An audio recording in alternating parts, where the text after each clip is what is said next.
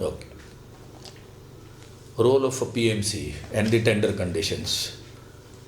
Your enlightenment.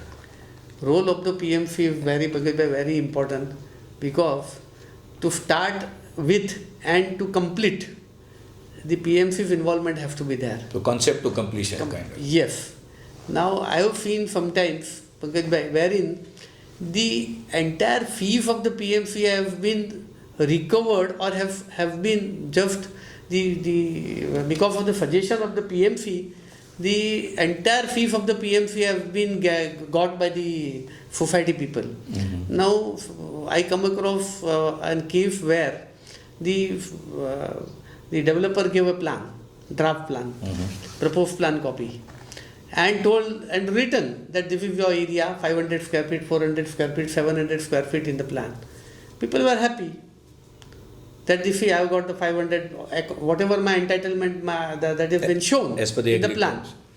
But later on, when these plans were submitted to the PMC, he could find out that at least there was variation of 15%. Oh God. And that variation was on the downward track, wherein the almost 15% area was shown to be less, because though the plan was at scale, which only PMC could measure. Yeah, the layman could not measure it. Yeah. And layman would go as per the area which has been written over there.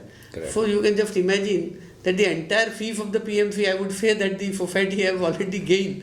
Otherwise, the society member would be at a problem actually, because they are going to get the lesser area of 15%. So a selection of an experienced PMC and very much who has all the knowledge becomes almost a given fact. Yes, it is very important that the good PMC, experienced PMC is required to be selected. Not on the, now what happens sometimes the people select the PMC on the basis of their fees.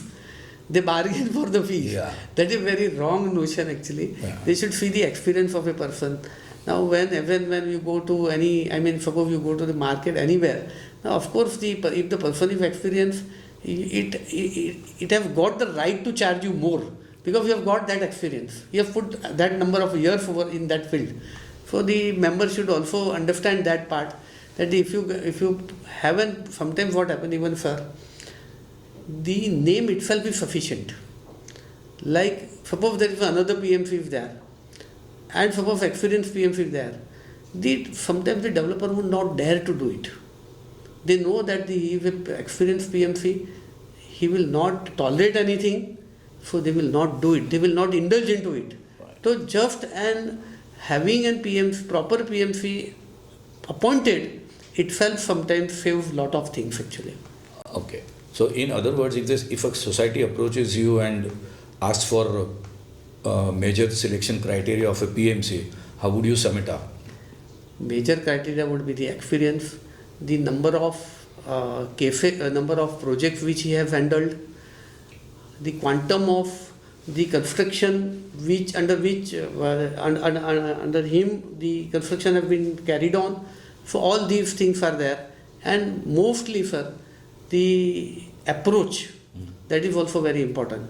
For the positive, sometimes the positive approach also works.